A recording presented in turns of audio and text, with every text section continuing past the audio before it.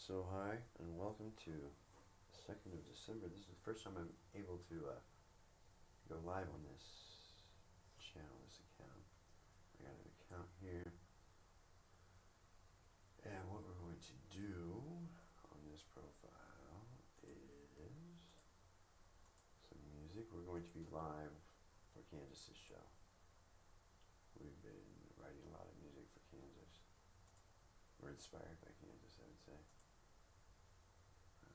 Display capture. So we just make a new scene, scene 6. In scene 6, we want to say display capture.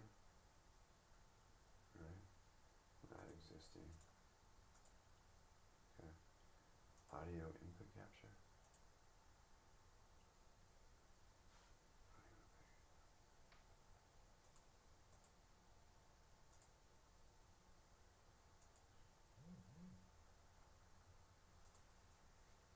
Microphone. So now, I think, therefore I am. Right? Alright, so.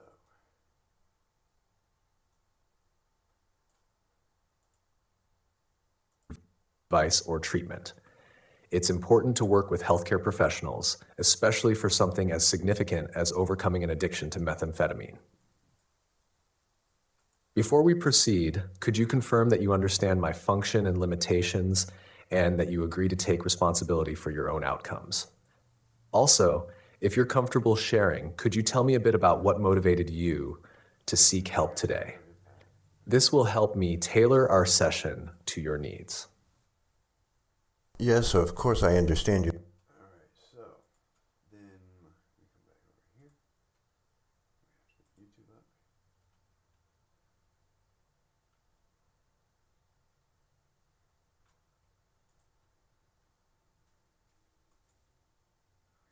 Too many things open. Start closing stuff.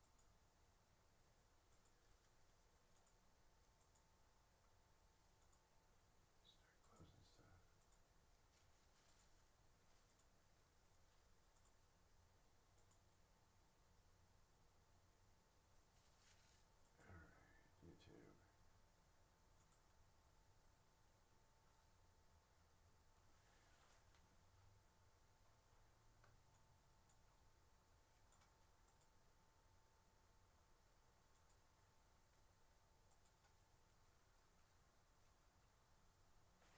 And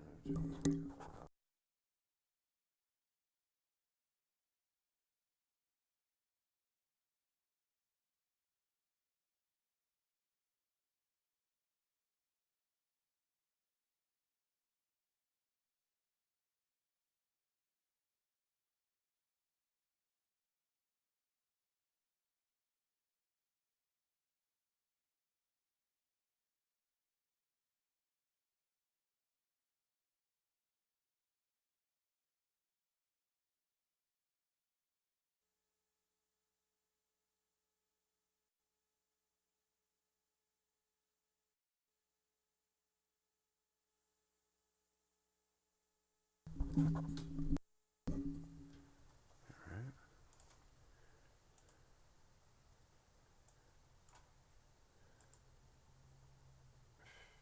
Error.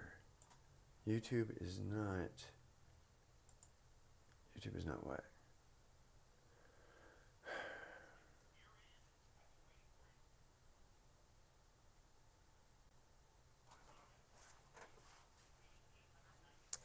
All right, you guys, happy Tuesday. I'm gonna ask you a question. It's actually a riddle that we're all familiar with. What came first, the chicken or the egg? That's what's on my mind. That's what's on my mind really all day, because yesterday we were explaining to you guys this sort of random coincidence, maybe not a coincidence, of the FBI seemingly choosing to work in offices that are kind of being run by like French who established the United States. They came over and they helped us in our big independence from the big bad Brits. And then what? They just left us alone. It was just an act of charity. Like, we're good. We want nothing in return. We just want you guys to be free. Does that make sense to you? Come on. Turns out, actually, and you may have known this, maybe I'm just American ignorant, but our FBI was founded by the French. In theory, the FBI really is in France's building over in Wilmington, if you think about it, for a long time. And I have been thinking about this for a long time. So welcome back to Candace. All right. Thank you, Candace. I'm glad you're here. I did want to share my... By the fact that they were suing her for quote unquote defamation before someone had killed her. This was their plan, but I pray that it has now been foiled. I had never considered that, and that hit really deeply, and that is a dark thought. And I think now I'm wondering, I have a lot of questions. Everything feels different in this post-Charlie Kirk world. Where to begin? How about we should talk about the founding of America? Because man, those Catholic priests that I was telling you about, they were unbelievably correct. I told you guys a long time ago how when I was considering whether or not I should be Orthodox or Catholic, but I knew that I was sort of done with Protestantism, I had been taking instruction from these priests in Europe and in the UK, and one of the fathers is a real bookworm, right? Kind of this cantankerous Englishman, no time for the American education system whatsoever. And he said to me quite famously, "You Americans know nothing of your own history. Your country was founded by Freemasons." And that just kind of permanently now echoes in my ear, because boy, was he right. A war that had been sort of waging across Europe for centuries had then spilled into America. It was largely a spiritual war. It was really a theological war. That's what I'm starting to realize. That's why America never really had an appetite for Orthodox or Catholicism, because the Catholics and the Orthodox have kept history. They know what was going on in Europe, not the fake history that's packaged and sold to Americans. They know what the Freemasons were up to. Freemasons who caused all of those revolutions against really the Christian empire across Europe. The idea really, I now think, is keep Americans fat and dumb and drugged and propagandized, right? And then when we need to, use their men to mass murder other Christians overseas. That's the big picture that I'm beginning to see. All of this to say, did you know that our FBI was founded by Charles Joseph Bonaparte? I had no idea. I hate to be American ignorant, but I had no idea. And yes, that man was the founder. And yes, that is like Napoleon Bonaparte. His grandfather, Charles's grandfather, was Napoleon Bonaparte's brother. Was his great uncle. Napoleon Bonaparte was his great uncle, which makes it kind of hilarious, right? Because our tip yesterday from that person in Wilmington, Delaware, was asserting that the FBI had these offices, these kind of hidden offices, maybe kind of in buildings that appear to be in part controlled by French American families who might have some conflicted interests. Particularly, we were discussing the DuPont family, right? Mentioning the DuPont family led to a flurry of tips coming out of Delaware. It was incredible. People in Wilmington saying, they own kind of everything, like everything, hospitals, schools, buildings, you name it, it is theirs. And then we received some more tips from people who were invested in sort of the urban legends of the DuPont family. They were telling us, hey, I went to school with DuPonts. Like, there's a lot of stories there. And these stories sound a lot like what you were covering in your Becoming Brigitte series. You remember, actually, right before we had been sort of interrupted in Becoming Brigitte series 2, season 2, we were speaking about Eric Dupont Moretti, and we were speaking about how he was kind of known, made a name for himself, making an argument for happy incest. Yeah. People were telling us, like, hey, this DuPont family, there's a lot going on there, and they've also maybe been involved in some murders. Again, this was DuPont folklore, if you will. But then more emails came in, and you know what? It's not entirely folklore, okay? It's really just not. This is actually an article that appeared in Vanity Fair, so let's read it together. And I'm going to issue a trigger warning right at the top because it is disturbing. Today's episode in general, I should say, is not for the faint of heart. Here's the headline. DuPont heir gets no prison time for raping 3-year-old daughter. Okay, and the person who emailed this over said, this has actually kind of lived in me for over a decade because I was so disturbed by the story, and you should read this. And it tells us that Robert Richards IV was in 2009 convicted of raping his 3-year-old daughter 7 years after she, who was just 5, told relatives that she didn't want her father to be touching her anymore. Then it says, in an alarming twist, the judge who sentenced the heir to the DuPont fortune let him off with no jail time, arguing that the 6'4" Richards will not fare well in prison. That was the argument that the lawyer made, and the courts in Delaware found that to be valid. So instead of sentencing him for prison for raping a toddler, it goes on and tells us that Judge Jan Jordan ruled that Richards would benefit from treatment instead. Critics have since noted that such treatment is usually offered only to drug addicts or those in possession of child pornography, not convicted rapists, and the details of the case became public this month when Richards' ex-wife sued him for damages related to the abuse of their daughter. Here is how the News Journal describes the convicted rapist in this case, quote, Richards, who is unemployed and supported by a trust fund, owns a 5,800 square foot mansion in Greenville that he bought for $1.8 million in 2005. He also lists a home in the exclusive North Shores neighborhood near Rehoboth Beach, according to the state's sex abuse registry. Tells us that his great-grandfather is the DuPont family patriarch, Irénée DuPont, and his father is Robert H. Richards, a retired partner in the Richards, Lawton, Layton, and Finger law firm. Now, I already know what you're going to say. Hey, Candace, is that the law firm that's filing the paperwork for you? And the answer to that is yes. And I did not know that, no, until literally yesterday, because Richards didn't sound to me like DuPont, so I had not put 2 and 2 together as I was doing this episode talking about the DuPont family. I hadn't realized that the people that are filing paperwork for me, or rather the founder of that firm, the founding partner of that firm, who's since retired, is DuPont. It's the DuPont family. So makes sense because as the people in Delaware are telling us, everything is DuPont. The Vanity Fair article continues. The heir to the DuPont chemical fortune, and to be clear, that is what they specialize in, chemicals that are used in war. We're going to get more into that later. Also admitted to sexually assaulting his infant son.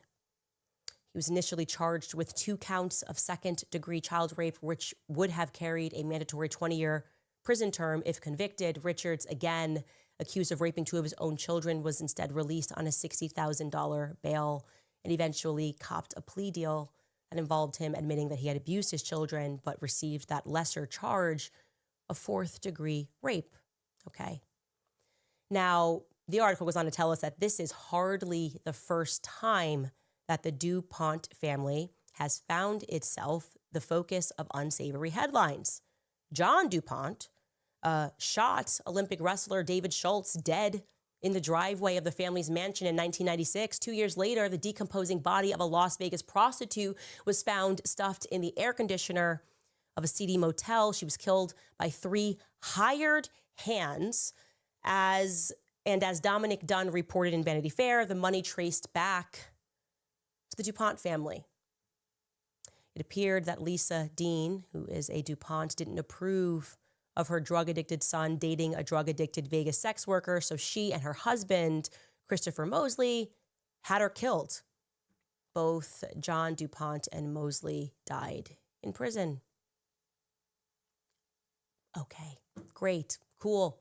France in the story. We've got an alleged murder for hire. I guess not an alleged murder. It's not alleged. It's just murder for hire.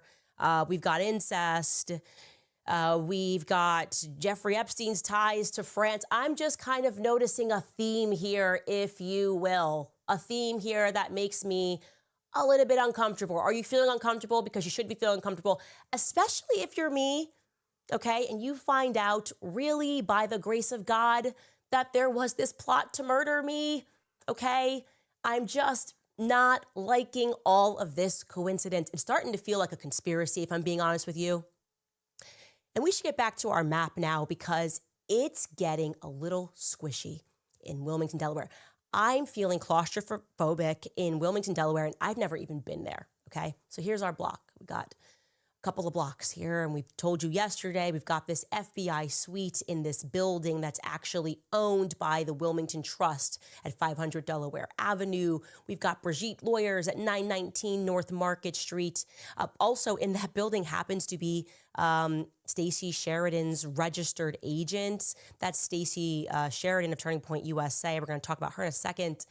We've got the Wilmington Trust actual location, which is at 1100 North Market. We told you about this crane, this red crane at 1100 North King Street, and that's Brace Bridge Complex, which is supposed to house Insight headquarters, and they've got a French CEO. It's just a lot happening here. And again, now having a registered agent in Delaware isn't, you have an LLC. You're supposed to have a registered agent, and people tend to choose between Wyoming and Delaware, sometimes Las Vegas to form their own corporations. But wow, what are the chances that Stacey Sheridan has a registered agent that's in that building too? Because I have LLCs, and I've got LLCs in Delaware, and I'm not even in Wilmington. There's a lot to choose from. It's a whole state. But Stacey Sheridan's registered agent is there too. People had noted, by the way, that she had a few LLCs, which she was getting paid through. It could all be above board. I don't really know. But the one I'm speaking about is Cloverstone Ventures. Stacey, by the way, is the Senior Advancement Director at Turning Point USA. She was brought in specifically by Tyler Boyer to raise money and to take Turning Point to the next level. And regarding Tyler Boyer, now we could say maybe a couple of weeks ago that he's a criminal, but actually Donald Trump pardoned him. He pardoned Tyler Boyer a couple of weeks ago, so we can't. That's actually not real. He's been pardoned. But he is always up to no good. I can tell you that. And he brings in this Stacey Sheridan. I got to tell you, I did not like her at all. Just the vibe was off. I did not like her, and I expressed that to Charlie to his face when she was hired. That's when I kind of notoriously said to him, you can't go down this path with money, okay? Because people that want to raise money and you're bringing people over with the incentive of just wanting a lot of money, you can run into trouble that way. Which is why I didn't feel great about the fact that she was so involved after Charlie's assassination. Stacey Sheridan is the one that was filming. Everyone was like, who's filming his casket as it's being escorted off of Air Force Two, crying, holding that Stacey. Like I said, I just felt spiritually that Charlie hiring her was a mistake. She didn't pass my vibe check. Suddenly she's everywhere. She's eulogizing Charlie Kirk on stage. She is capturing intimate photos of his casket. She's then at the White House shedding tears over this fake holiday that's been created when I just want to solve actually who did this. And the whole thing was making my skin crawl, if I'm being honest. Her involvement specifically made my skin crawl, and I want to say that openly and honestly, okay? But she's there.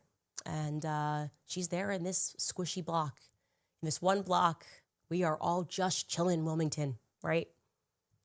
And we would have never gotten to this block, by the way, had it not been for the Egyptian planes. Us simply tracking these Egyptian planes and somebody giving us a tip like, hey, kind of weird that's flying through Wilmington. And we go, aha, lights on. And here we are, right? We learn about this French and Israeli Ace Partners being the second largest shareholder of Satis. They decide to lease out this hangar.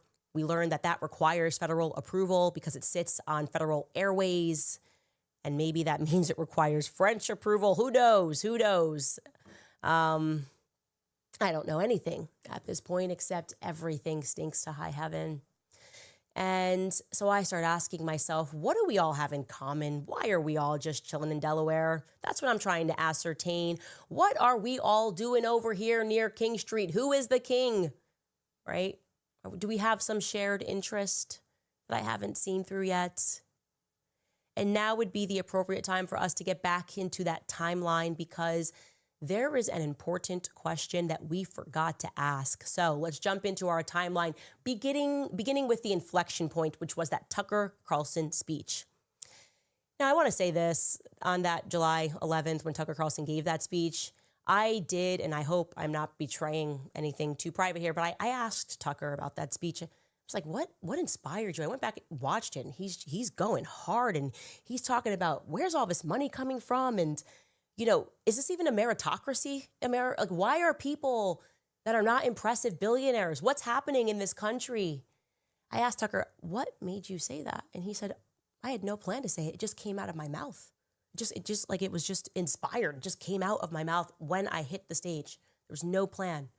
Charlie said goes Max, and that is what Tucker riffs. And I do think that was a part of, there was something spiritual that moved him to say that. I will say that.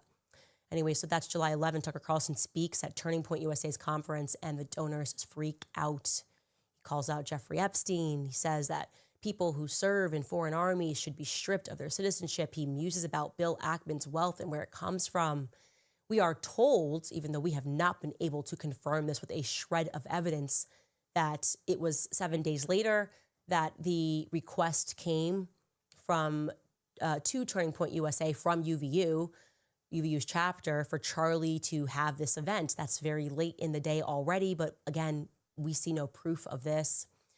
We do know that right after that, our Egyptian yellow plane flies to Lincoln, Nebraska, and 2 days later, it is announced in Nebraska that they're going to be doing a trade and investment trip with Egypt.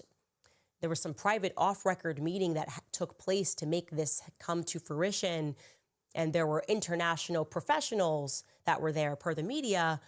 But who were these professionals that met with Secretary of State Bob Evnen? Why is this meeting somehow off record? And when people, and they have done that, have requested information, they say, oh, there's nothing that's public that we can share with you. Thank you to, by the way, the citizens of Nebraska who did that. I received your emails even if I was not able to respond. Anyways, then it departs Nebraska, our yellow planes, and it heads to Wilmington, and then it goes back to Cairo.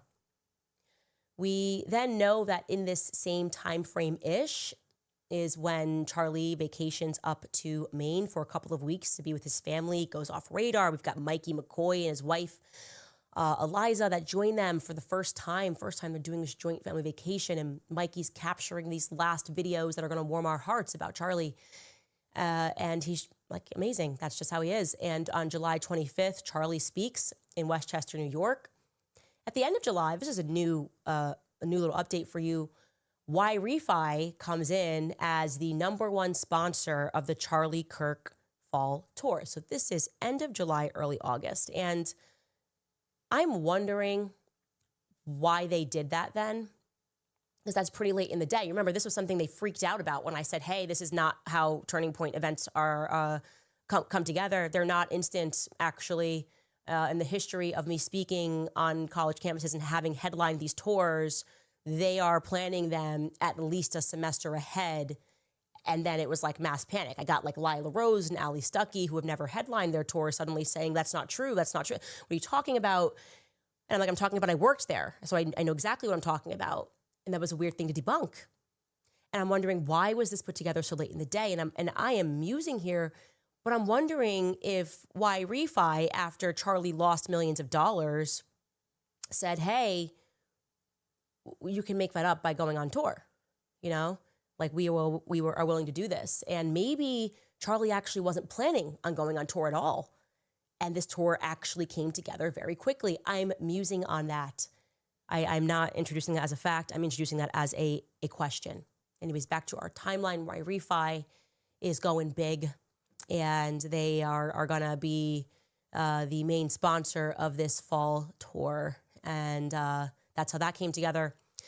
Then we know that in very early August, Turning Point was scouting that location and that event, and they specifically requested for Charlie to be in that amphitheater. Now, apparently Charlie had done, according to some insiders, had loved an event that he had done in an amphitheater environment in Nashville. But I don't know if he said, I only want to do that going forward. But I do know that Turning Point USA insisted upon that. The person that was orchestrating that event, Macy Crofts, was saying, look, this is what Charlie wants, and that could be true. August 2nd is when we have our French Legionnaires arriving in America for a 3-week training session. in California, which is going to end on the 25th. And then a couple of days later, we have that Hamptons retreat, which Charlie Kirk himself described as an intervention, as an Israel intervention. And influencers who were there said that he was being pressed on his shifting viewpoints on Israel. And we know that the influencers were paid for by Bill Ackman, but I don't think that that's particularly a big deal. Obviously, he has interests and was potentially coming on as a donor for Turning Point USA. We have what I do think is a big deal, which is Bibi Netanyahu calling Charlie and offering to take Turning Point to the next level. And that, my friends, is the billion-dollar question, maybe the trillion-dollar question. In exchange for what? Have we considered that? This man is fighting like a 20-front war, and he calls Charlie Kirk and asks, do you want to come to Israel? We can take Turning Point to the next level. In exchange for what and through who? Because I'm going to guess that Bibi Netanyahu is not just going to write a check signed by Bibi Netanyahu and just do that as an act of charity. In exchange for what? What's he going to take Turning Point to a next level? This is something that nobody has denied took place. No one has denied that this took place. And Charlie declined. Charlie declined that offer. So what that signals to me is that Charlie then had information about maybe how they move money, right, without registering for FARA. I don't know. I think that's a big question that needs to be asked. Let's keep going onto this timeline. Charlie says no, and almost immediately, 10 days later, we got our next point is that our planes come back out and they're flying to Lincoln again. They're going to Omaha. They're going to Wilmington. They stay for one night. Charlie speaks in South Carolina. We have our yellow planes then returning on the 24th, again, always through Wilmington to Egypt. We then have our French Legionnaires have completed their training. And on August 24th, 27th, Operation Valhalla takes place between civilians and military men in Minnesota at Camp Ripley. Then we have the first public sign that went out on August 27th. August 27th, that is so late in the day to begin promoting an event. TPUSA, UVU, and a local BYU chapter share a grant. On the 29th, we have Operation Bright Star, which commences that joint operation. On the 29th, we have Operation Bright Star, which commences that joint operation that we told you about, which is biennial between Egypt and the United States military and other countries that are coming together. And it is being reported that it is going to run through to September 10th. On September 2nd, Charlie sends out the email asking for a DOJ audit of his company. And he announces that Justin Strife is going to be the new COO, taking over for Tyler Boyer, who was the COO. And then we have the first known public going out in local media that Charlie's coming to town and that it is going to take place in the courtyard. That's on September 2nd, okay? On September 4th, our planes come in and we know what happens next. Charlie is in Korea for a couple of days. He comes back on September 10th and he gets assassinated. And that also happens to be the same day that Operation Bright Star, that Cairo joint operation formally ends. Okay, so that timeline makes me uncomfortable, okay? It makes me very uncomfortable, and I'm wondering if Charlie put together the Doge account, and I want to be clear, this part is speculation, because something that he maybe learned when Bibi asked to take it to the next level made him think, maybe I should look through Turning Point's finances, like where is this money coming in from and where is it going? And I don't know that for a fact, but I think it's a fair question, a fair investigative question, is what inspired Charlie to suddenly be concerned about not just where the money was going, where the money was coming from. Was an offer made to him that he declined? Yes. What was that offer for in exchange? And I want to say this, Charlie said no. So Charlie died with his soul intact. Died with his soul intact. He said no. He said no to a lot of money. But it was actually a tip that I received early on that pulled everything together for me in a really dark way. It was water cooler talk at Turning Point USA immediately after Charlie's assassination.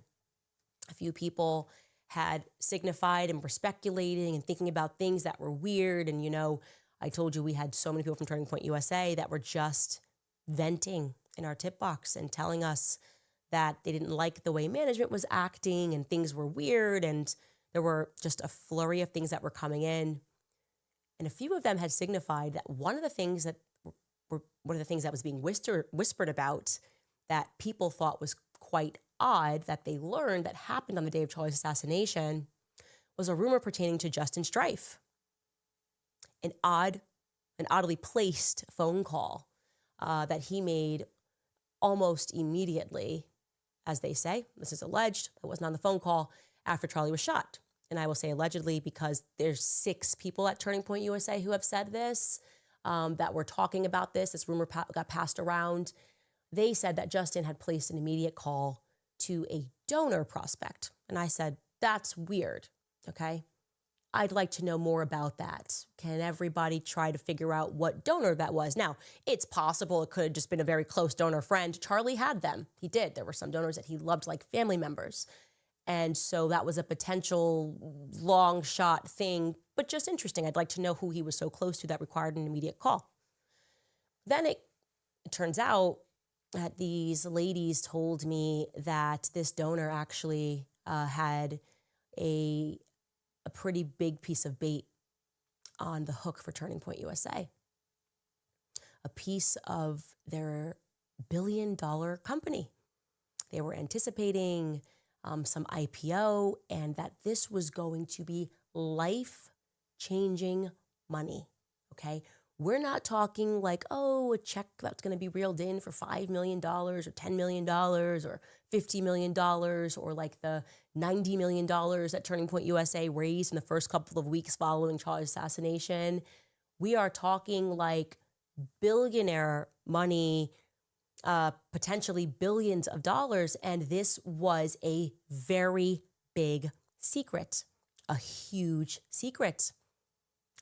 Just a handful of people were allowed to even know about this, that this was happening. In fact, there's probably people that are watching this right now at Turning Point USA who work in donations. I think it's a pretty large department that have no idea, have never even heard of this because that's how incredibly top-level secret this was, okay? But people began to find out about this because of just an unfortunate conversation that had been left unattended to, okay? Now, why was the secret supposed to be so guarded? Why is this person getting a phone call? I wanted to know. I wanted to know more. And I start messaging our mommy sleuths and our daddy sleuths and all of my sources at Turning Point USA. And I'm saying anything that you can tell me about this in case this might be important. And I got an answer on the name of a donor, and I had completely forgotten because, again, this happened so early following the assassination. I am talking before I even went to Wyoming. My brain was still traumatized. I had so much information that I was trying to process while I was grieving that I literally forgot the big part that I learned about this donor. I forgot. And these young women told me that this donor was French American and that this donor's name was Pierre. And it wasn't until yesterday after we went off air that I presented to you all of the stuff about the DuPont family, that it clicked. And these ladies messaged me and said, "Oh, you figured it out. It's Pierre DuPont. Question mark, exclamation point, question mark, exclamation point." I had mentioned Pierre DuPont on yesterday's show, and this took my breath away. I will be honest, I cried really hard yesterday thinking, my goodness, how could I have forgotten that this donor was French American, that was the big thing. And I was racking my brain trying to figure out that time because I hadn't even considered France's involvement in anything. Like, who do I know that's French and has tons of money and is involved in technologies and could possibly be working on a big check that could be kept secret because it's about to IPO and billions are on the line. And then it all kind of came together. And I would like an answer about this Pierre, the billionaire French-American donor, and I would like a clean answer as to whether or not it is Mr. Pierre DuPont. Yeah. Because this would be a devastatingly dark story. And my sources are very sure that this is what was on the line, that this was life-changing money. And they are very sure that this individual got a phone call after the assassination. And I think that we deserve to know. I don't think this should be a secret, right? Well, charity shouldn't be a secret. Why? And by the way, it leads to more questions like, how could you say that you knew that your IPO was going to lead to billions of dollars? How could you promise that? How could you promise that? And did Charlie know? Did Charlie know? And I'm going to be honest with you, I know a lot of billionaires, they don't part with their money like that. They don't part with their money and offer people pieces of their company, people that aren't even their family members. So why was that offer on the table? I have so many questions and I'm going to ask them publicly. And I think that we demand answers. We should all be demanding answers because this is now starting to feel very, very dark. It's too French, right? It's just too French. We just can't all be hanging out in Delaware. And there's one more thing that came in regarding Andrew Colvett, very close family friend of Andrew Colvett, had messaged me early on. And I, again, was not tracking any of this at the time, but they had said that they felt that Andrew Colvett was acting weird. And I'm sure that's not a big deal. I think we were all acting weird.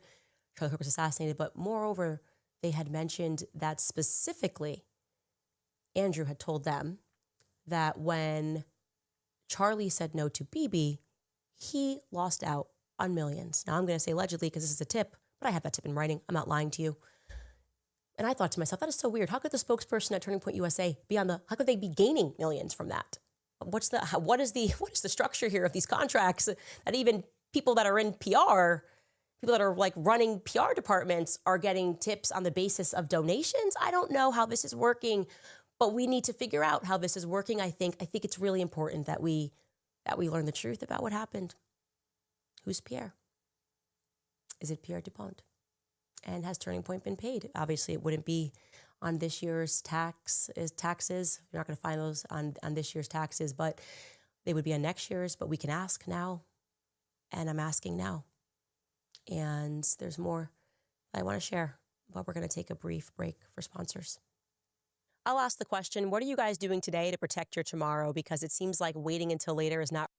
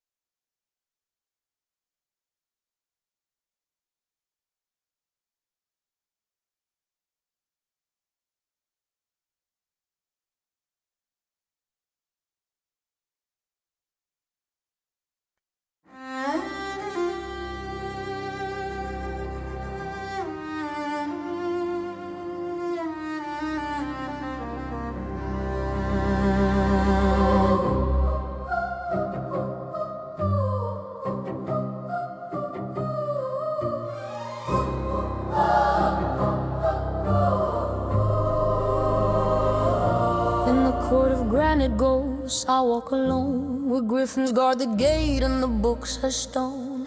A library of secrets in the dungeon's maw, where children whisper prophecy and lore. Who's the king of King Street? Not the man in the mirror, but the one underneath. Marble eyes watching from the high relief. Old gods carved deep in American grief.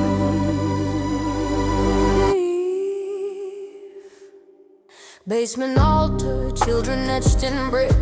Down below where shadows move too quick. Is this justice or just old rights replayed? A courtroom masquerade in Masonic braid. Blood in the ledges, names in the wind. Echoes of sacrifice under Delaware's skin. 920 holds the crown of a silent throne, where power speaks in pillars and monochrome. So I walk past the lion and the serpent wing, bow my head to the king of. I didn't want them to be discussed. I don't know. But I am going to find out. I think we kind of have found out in a weird, really effed up way, actually. It makes my stomach turn.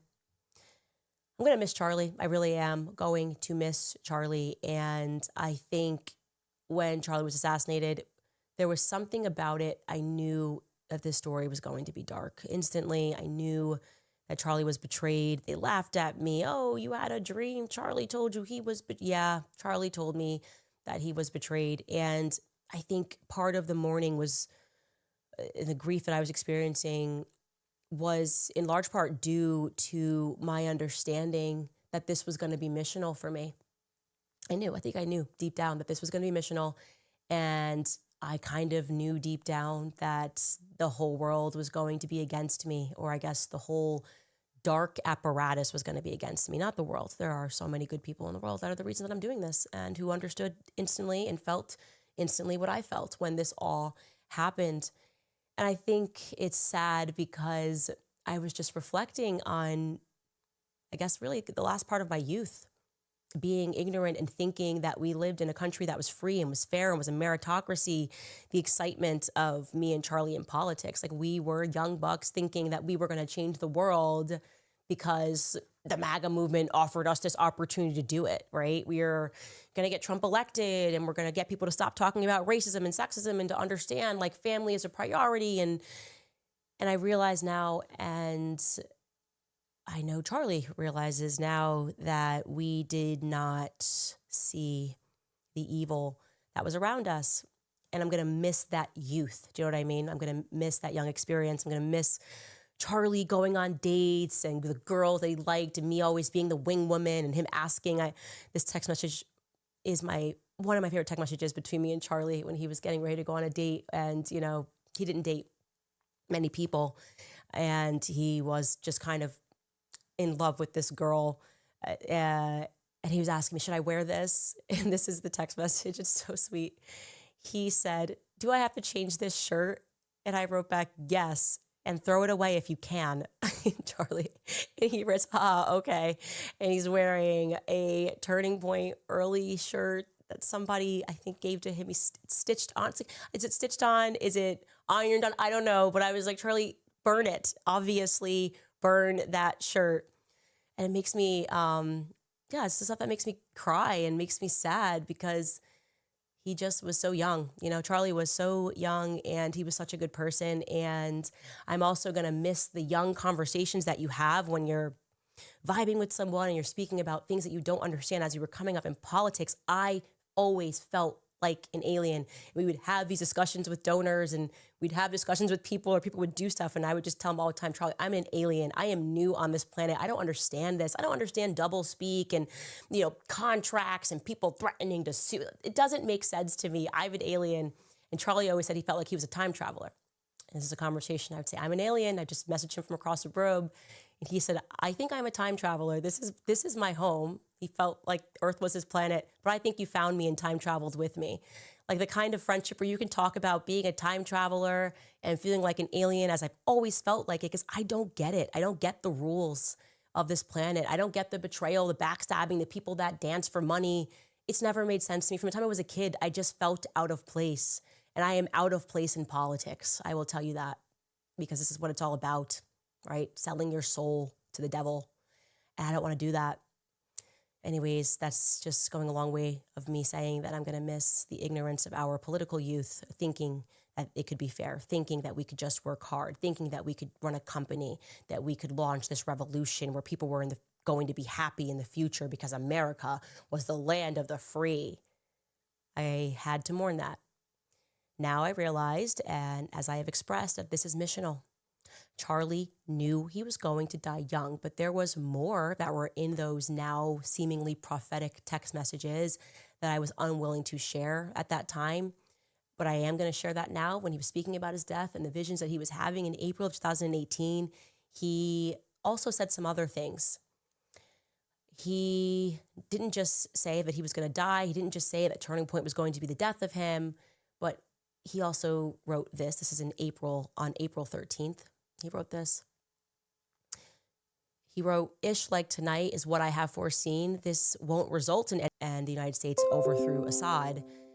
What was going on was the United States and France were carrying out a series of military strikes involving an aircraft and these ship-based missiles against multiple government sites in Syria. And the official reason that we were told was because the Syrian government had apparently chemically gassed their own citizens, something which Assad had strenuously denied. In effect, if Assad was telling the truth, and I believe he was, because I think there is a war on Christians that's happening, then the West and the United States were implicated in part by a false flag attack to justify a larger military justification. That's kind of something the West does a lot, right? False flag attack, get the media going, we have to respond, and then we just sort of take land. Yeah, that's what we do. Now, France had said in a statement on that morning on April 14th that France's red line had been crossed. So this was a story which Charlie said, this is not the thing that's coming, but this is a preview of the thing that's coming. Missiles, false flag attacks, chemicals, and the Middle East, America, France, and Israel. It is something. It is something, right? This was the vibe of something that Charlie felt was going to happen in the future. Something Charlie and I used to always say, I told you that, the rest is future. I think we are in the rest right now. We are approaching that future right now. And I didn't feel it then in 2018, but I feel it now. I've been telling you guys, I have been having a lot of dreams, and the dread that Charlie felt in 2018, I have been feeling. I felt it leading up to Charlie's assassination. I pulled my children out of school. I was having this dreams and visions about bees and organization that was happening in America. I have a sense of dread that a lot of these events that are happening, these inexplicable events like the Malibu fires, these sort of coastal events, the Texas floods, that this is not happening by accident, okay? I have a feeling of a sense of dread that the Fed is taking from Americans right now, and that we are heading toward war, okay? I'm going to share that. I feel that we are headed toward war, that they want war by any means necessary, and that you need to be, wherever you are in the world, fully dialed into that, okay? We can't be stupid this time. We cannot believe what the media is telling us. We cannot believe what the government are telling us. We cannot believe whatever it is, whatever attack that's going to happen, and we're going to be told that it was this guy. We have to start to recognize the pattern of things, okay? The predictive model of this is my red line, then the red line gets crossed and people are denying it. And what happens? Christians are mass slaughtered every single time, propagandized, Christians in the East to hate Christians in the West. And there's just less of us by the end of it. And these things tend to happen, world wars, when they want a reset because people start waking up. And so I just wanted to express that to you, that I feel that we are reaching that brink right now. And you need to prepare for that. It feels like an almost inevitability because wars are planned in boardrooms, okay? In boardrooms. You're going to send you and your children and your sons, but they are not going to fight. And I don't love a scenario right now that's happening where we have envoys being sent to Russia and Israel and everybody's meeting all of it. It feels like something's coming, I know that you probably sense that dread too. Turning our attention to Turning Point, did you know, I learned this from one of our sleuths, that Turning Point might potentially now be becoming a real estate empire. Apparently, Tyler Boyer has a younger brother who for 10 years has worked in dental sales until Charlie died, because a unique opportunity presented itself at Turning Point USA, where Tyler had begun telling people that TPUSA plans to roll out a program to build houses for first-time home buyers. They're going to use Turning Point USA's position and audience to market this idea of new homes. And the marketing pitch is that Charlie preached to young Christians about how school and universities was a waste of time, and that it was a waste of money, and that they should get married early and they should start their lives and they should have kids. But he never really taught them how or what they should do next. So they are planning to leverage Turning Point USA's position with young Christians as a captive audience to build and sell houses. Okay, that's what the person told me, and I checked that out. They presented some proof of that conversation happening, and I think that's interesting. I think we should share that. And I'm sure that that's probably what Charlie wrote. He apparently had a 15, 20-year plan, according to Frank Turek. Or was it Rob McCoy? Rob McCoy said that, I think. I think they all said it, honestly, but Rob McCoy did say that. He kept this in his notebooks. And so a real estate empire could be on the brink for Turning Point USA. Amazing. That really is something. Anyways, you guys, we are going to take another break for our sponsors, and then I will get into some of your comments. All right, you guys, whether you are struggling with credit cards, personal loans, or medical bills, PDS debt. King streets ring.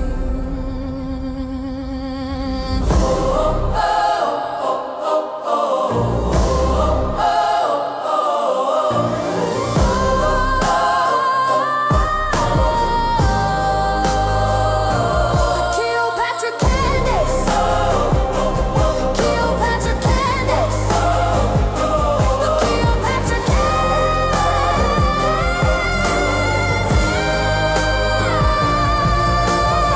So I walk past the lion and the serpent wing, bow my head to the king of King Street's ring. I found her in the fire, gold crown, black attire. She don't flinch when the empire stings. She just sings. You call it treason, I call it truth. Draped in red silk, bulletproof. They sent a legion, but I stood tall. Eyes on me when empires fall. Call me witch, call me queen, call me mad, but I've seen things. Mark my name in the Vatican dust. When a woman speaks, men combust. Cleopatra Candace, thorns in a crown. Seat by her side as they burn it all down. Truth in her mouth like a double-edged blade. Rewriting the scrolls that history made. They said choose Roma, choose her light, but her voice makes gods rewrite the night. Caesar bled and Antony wept, while Candace danced where angels slept. Let them whisper, let them plot. I hold truth they all forgot. If they strike, then strike with grace, but they won't erase my face. When you say no, I'd rather die with my soul intact. Yeah, it's like there's only one way out of this matrix, two ways out. We're going to destroy you, or we're going to kill you. That's it. So look forward to some lawsuit being drummed up, because I have the audacity to tell the truth about what happened to my friend. And you need real friends in this world. You actually need real friends that are going to stand up when everyone is lying about everything about what happened to you on that day. And we've discovered more, by the way, but it's only Tuesday. So we'll give you more. We'll give you more tomorrow. Anyways, you guys, to get to some housekeeping, some great news. My book, Make Him a Sandwich, is not just available on the Make Him a Sandwich website, which is makehimasandwich.com, but now it is available on Amazon. So you can get that. You can go to Amazon.com and you can now get that delivered directly to you. I think, by the way, George put a note that says that it's not in stock. That's not true. It just means Amazon hasn't received our shipment yet, so it is in stock, and you can buy that today. I'm really excited about that. It's a really good book, and it gets into the history of feminism, and it's quite a personal book also, and kind of my own journey with feminism and kind of learning where all bad ideas come from, which is kind of, or I guess I should say, as it pertains to America, the assassination of the Tsar, another assassination event. I think these Bolsheviks are here in America. Something I want to say to you guys, that is what my dread is. They have woven themselves quietly to give you kind of a Game of Thrones reference for those of you who watched it. While we were all warring with each other left and right, the White Walkers were building an army, and they're here. So that's the sense of dread that I have about what's happened in this country. And they are Bolsheviks, and they believe murder is their right. They hate Christians. They believe in infiltration. And we should fast. We should pray. We should hope that Charlie's vision was correct. He knew he was going to die, but also that he felt, as he intimated to me, that he had to take that option so that people would wake up. And I do think that it catalyzed an awakening here. And these are risks that I also feel missionally I have to take these risks to say and to tell people at risk of my own life, because there won't be a tomorrow for our children. I sense that dread, and I hate to communicate that to you. I always try to be optimistic, but this is bad. I feel it, and I think you all feel it too. So yeah, there's a lot that is a lot to digest, and we're not done, of course. I am hopeful that Erica Kirk will issue a statement. I think in this new capacity, CEO and chairman, that we deserve an answer about that check, that phone call. We deserve a clear answer on that, and no dancing around it. Because like I said, my sources were pretty solid on that, and I am just kind of trying to digest the devastation of it all, really, to be honest with you, what the implications are. Anyways, we have new merch that's on our website as well. You can also now gift someone with a membership to Club Candace to join our book club. By the way, we're about to, when we get off, head to the book club as we continue this conversation about Sigmund Freud and the Jewish mystical tradition, and which correlates directly with what's going on today, kind of a war that happened and nobody really knows what was going on in Europe. This book is really important. So yeah, you can now gift a membership if you'd like to. We are kind of running out of time here, but I'm going to read the top comment from yesterday's episode. It says, "It's crazy to me that Candace is doing her own research on her own assassination plot. Meanwhile, uncovering things in our government that are hidden in plain sight. We need to wake up, America, not just America, world. The world needs to wake up." And I think the mistake, which there are many mistakes the devil makes, but in overplaying his hand, was publicly executing Charlie, because it stirred something inside of all of us who still have goodness, inside of all of us who will say no to money, inside those of us who would rather be sued than to acquiesce to evil. I think it made us realize that we have to be soldiers for God. If they are going to be soldiers for darkness, then we have to be soldiers for light. Let me see if I can read a couple of these comments before we go off here. Wow, that's a huge donation that was made by Laughing Cats Music World. Thank you. I'm going to need it because I think the federal government is trying to bankrupt me 1,000 different ways. Legal fare is one of the strategies, legal fare. They just keep you constantly being sued at all times. And I feel like that's happened since I escaped the Matrix. This person writes, "Supporting my favorite girl, my mouth was wide when you dropped the name DuPont. I cried tonight. I love you and I love Charlie from the get-go. A big part of my everyday was ripped from me when they killed Charlie. You are true blue. When the turn is out and impossible to deny, you can say, as the French say, c'est la vie. May they all go down." Yeah. You know, may everyone involved in this thing go down. I think that's fair. Maybe Turning Point will have some very clear answers. They haven't given us any thus far. Just more attacks on Candace, more people purporting to be Christians attacking Candace, using biblical scripture. I have no time for this anymore. I really don't. We are here now. and the world can see what's happening. You can call me crazy, you can call me evil, you can call me demonic, you can call me whatever you need to call me that keeps you warm at night. Because let me tell you, it isn't going to be nearly as warm as you are going to be when you burn in hell for an eternity. Okay? It's going to be like nothing you could possibly imagine. This life is short. Charlie's was shorter, is shortened, but this life is short relative to eternity, and that is real. And I commit myself to truth, and I just decided that I'm going to stay on the side of truth, and I'm going to keep enduring these attacks and stand with the people.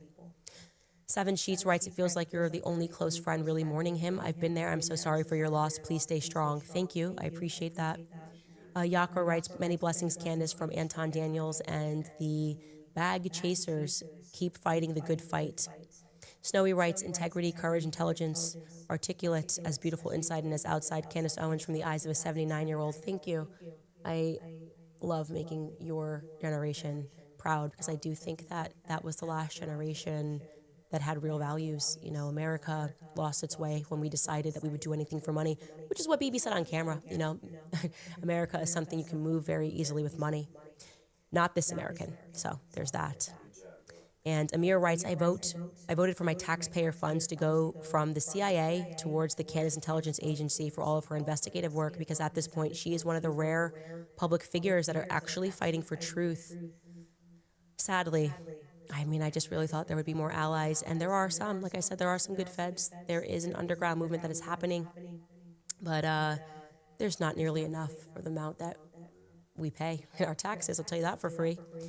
Joy writes, this is deep. I've been watching Ken Burns' The Revolution. The French connection is long with America. It is.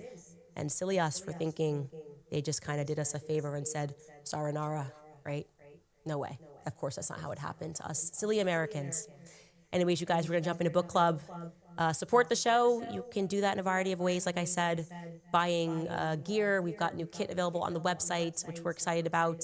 And you can, of course, buy the book, which is available on Amazon. And we're going to keep pushing. Today was definitely an episode where I feel like we went max for Charlie. So we'll see you tomorrow.